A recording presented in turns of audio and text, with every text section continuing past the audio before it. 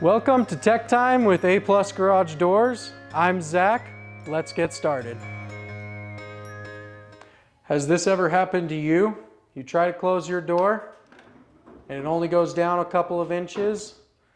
Let's diagnose why that's happening. Most common reason a door won't close is due to these sensors at the bottom of your tracks. As we can see, this green light is flashing. That indicates that the sensor is either misaligned or is not receiving a signal from the other sensor. If that yellow light is on and solid, it indicates that the sensor is receiving power and sending a signal to the other side.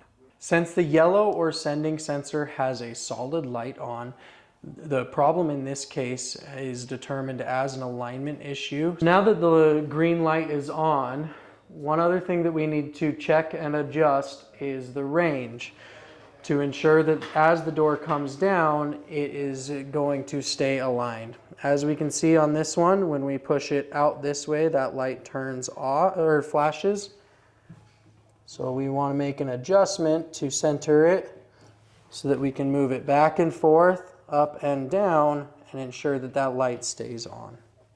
As we can see, our sending sensor is pointed more upward rather than straight across. This can lead to a poor range of the sensors. If we can move this sensor down and make it level to the ground and parallel to the door, that gives us a good base to align our receiving sensor.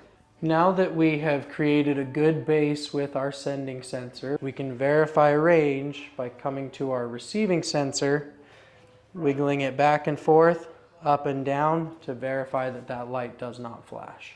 Step 3 is to test the garage door system to ensure that it closes properly. Now that we have fixed alignment and range, if this does not fix your garage door, give us a call. We'll fix it today the A+ way.